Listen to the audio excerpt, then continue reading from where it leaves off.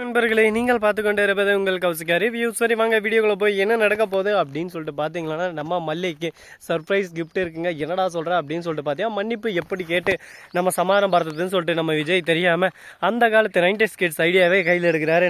நம்ம கொடுக்குற பொருளே நம்ம மன்னிப்பும் அவங்களுக்கு புரியணும், நம்ம காதலும் அவங்களுக்கு அறியணும் அப்படின்னு சொல்லிட்டு நல்லா கடக்கடியாக 30 கடை 40 கடை அன்றைக்கி நாள் ஃபுல்லாகவே வேஸ்ட் பண்ணிட்டு கடைக்கடையாக சுற்றி அருமையான ஒரு கிஃப்ட் வாங்கிட்டாரு. வாங்கிட்டு என்ன பண்ணுறாரு அப்படின்னு சொல்லிட்டு பார்த்தா வீட்டுக்கு யாருக்கும் தெரியாமல் கரெக்டாக டக்குன்னு உள்ளே போகிற ரூமுக்கு போயிட்டு சைலண்ட்டாக உட்காந்துற விஜய்னு சொல்லிட்டு அவள் அக்கா கூட்டினுக்கா. இவ்வளோ வேறு வேலைறா எந்த நேரம் பார்த்தாலும் நல்லா சிவராத்திரியில் கழட்டி போன மாதிரி எப்போ பார்த்தாலும் நம்ம வாழ்க்கையில் குறுக்க வர்றதே எங்கள் அக்கா தான்டா. சொல்லுக்கா அப்படின்னு சொல்லிட்டு சொல்ல வா சாப்பிட்லான்னு சொல்லிட்டு சரி ஓகே சாப்பிட்லான்னு சொல்லிட்டு சாப்பிட்றாங்க. எல்லாம் முடிஞ்சது.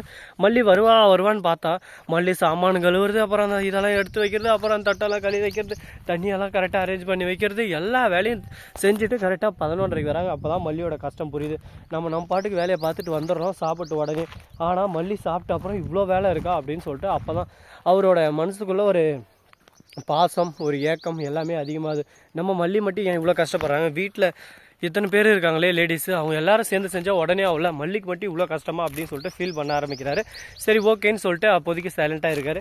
அப்புறம் மல்லி மேலே வந்து அப்பாடான்னு உக்காடுறாங்க. உடனே விஜய் வந்து சைலண்ட்டாகவே உட்காந்து இருக்காரு. மல்லியை வந்து உக்காடுறாங்க. சரி மல்லி படுக்கலான்னு போகிறாங்க. மல்லி அப்படின்னு கூப்பிட்றாங்க. சொல்லுங்கள் அப்படின்னு சொல்லிட்டு மல்லி கேட்குறாங்க. உடனே அந்த கிஃப்ட்டை எடுத்து நீட்டுறாங்க. நம்ம விஜய் கிஃப்ட்டை நீட்டிட்டு உனக்கு தான் அந்த கிஃப்ட்டு அப்படின்னு சொல்லிட்டு விஜய் சொல்கிறாரு. நான் பண்ணதுக்கு எல்லாத்துக்கும் நான் மன்னிச்சிரு அப்படின்னு சொல்லிட்டு மன்னிப்பு கேட்டு உடனே சைலண்ட்டாக தலைக்கீழ போட்டுறாரு. நம்ம மல்லி புன்னகை முகத்தோட அந்த கிஃப்ட்டை பிரிப்பாங்களா பிரிக்க மாட்டாங்களான்னு சொல்லிட்டு பார்த்தீங்கன்னா கிஃப்ட் அசாத பிரிக்கிறாங்க.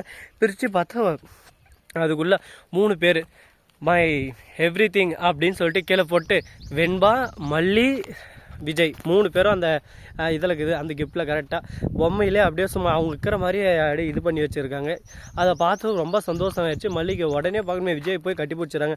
இதெல்லாம் ரஞ்சிதம் வெளியே வந்து பார்த்துன்னு வயிறு எழுது ஒரு பக்கம் ராஜம்மா என் வாழ்க்கையை போச்சம்மா அப்படின்னு சொல்லிட்டு அழ ஆரம்பிக்கிறாங்க. உடனே ராஜேஸ்வரி ஓடியாரா குடுக்குன்னு என்னடி ஆச்சு, ஏதோ சொத்தை பறி கொடுத்த மாதிரி அம்மா அழுறேன் அப்படின்னு சொல்லிட்டு கேட்க அங்கே கொஞ்சம் பாருங்கள் எந்த கண்குள்ள காட்சி நான் பார்க்கக்கூடாதுன்னு நினச்சினோ அது எல்லாமே நடக்குதுன்னு சொல்லிட்டு பார்க்குறாங்க. விஜய் கட்டி பிடிச்சிங்க ஐயோ அப்படின்னு சொல்லிட்டு உடனே அண்ணன் பண்ணி பார்க்க வந்துட்டேன். அவ்வளோதான், இனிமேல் யாரை நினச்சாலும் பிரிக்க முடியாது. ராஜேஸ்வரி போய் நீ இதானே சொல்லப்பா அப்படியே செவ்லே ஒருத்தர் எடுத்து வைக்குவான் விஜய், அந்த அளவுக்கு இப்போ ஃபார்முக்கு போயிட்டான் அப்படின்னு சொல்லிட்டு உடனே நம்ம வெண்பா குட்டி உள்ள ஓடி வராங்க. உடனே அப்பா அம்மா சேர்ந்துட்டாங்க ஜாலி அப்படின்னு சொல்கிறாங்க. உடனே மல்லியும் கட்டி பிடிச்சிடறாங்க. உடனே சந்தோஷமான ஒரு குடும்பம், சந்தோஷமான ஒரு வாழ்க்கை அப்படின்ற டைட்டில் அப்படியே ஸ்மூத்தாக மீண்டும் நாளை சந்திப்போம் அப்படின்னு சொல்லிட்டு வந்துடுதுங்க. இதுக்கப்புறம் என்ன நடந்துக்குன்னு சொல்லிட்டு பார்த்தீங்கன்னா நம்ம மல்லி இருக்காங்களா அவங்க வந்து சந்தோஷமாகிட்டாங்க.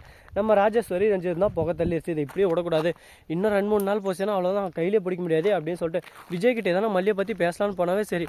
உடனே விஜய் ஆமாக்கா அந்த வீட்டில் எல்லோரும் தானே சாப்பிட்றோம் நீங்கள் லேடிஸ் இத்தனை பேர் இருக்கீங்க, நீங்களும் கூட மாதிரி ஹெல்ப் பண்ணலாம்ல. ரஞ்சிதம் நீயும் சும்மா தானே இருக்க, நீ ஹெல்ப் பண்ணால் இன்னும் டக்குன்னு வேலை முடியும், டக்குன்னு எல்லாரும் முடிச்சிடலாம்ல, இனிமேல் நீங்களும் ஹெல்ப் பண்ணுங்க அப்படின்னு சொல்லிட்டு சொல்லிடுறாரு.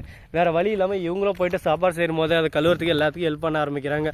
இதை ஒரு ப்ளஸ் பாயிண்ட்டாக வச்சுறாங்க. ஏன்னா இந்த மாதிரி ஒரு சமயத்தில் நம்ம மேலே எண்ணெய் ஊற்றுறது, கையில் எதனா அறுப்படுறது, இந்த மாதிரி சாப்பாட்டில் எதனா பாய்சன் இந்த மாதிரி கலந்து விட்டு இது எல்லாமே மல்லி தானே பண்ணா அப்படின்னு சொல்லிட்டு மல்லி மேலே பழி போட்டுடலாமே அப்படின்னு சொல்லிட்டு ரஞ்சிதம் சொல்கிறா.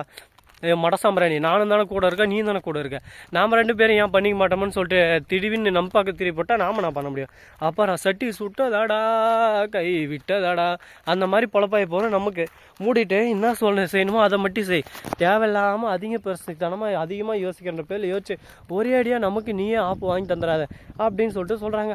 அதுவும் உண்மைதான் இல்லை, சரி ஓகே நானே அமைதியாயிடுறேன் அப்படின்னு சொல்லிட்டு அமைதியாயிடுறாங்க. இதுக்கப்புறம் என்னென்ன நடக்க போகுது, எது நடக்க போகுது, இந்த சுவாரஸ்யமான விஷயங்கள் இன்னும் எப்படியெல்லாம் போக போகுது அப்படின்ற ஒவ்வொரு விஷயத்தையும் டீட்டெயிலாக 1 by 1 பார்க்க போகிறோம், பார்த்து தெரிஞ்சுக்க போகிறாங்க.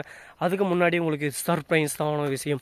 அப்படி என்னடா சர்ப்ரைஸு அப்படின்னு சொல்லிட்டு பார்த்தேன். அது ஒன்றும் இல்லைங்க, மறக்காமல் நம்ம சேனலை சப்ஸ்கிரைப் பண்ண நண்பர்கள் சப்ஸ்கிரைப் பண்ணுங்கள், லைக் பண்ணுங்கள், ஷேர் பண்ணுங்கள், டிங் பெல்லை தட்டி விட்டு போங்க. அப்போ தான் நாம் போகிற அடுத்தடுத்த வீடியோ உங்களுக்கு உடனுக்குடன் நோட்டிஃபிகேஷனில் வந்து கொண்டே இருக்கும். மிக்க நன்றி, தேங்க்ஸ் ஃபார் வாட்சிங், டாடா see you, நன்றி, வணக்கம்.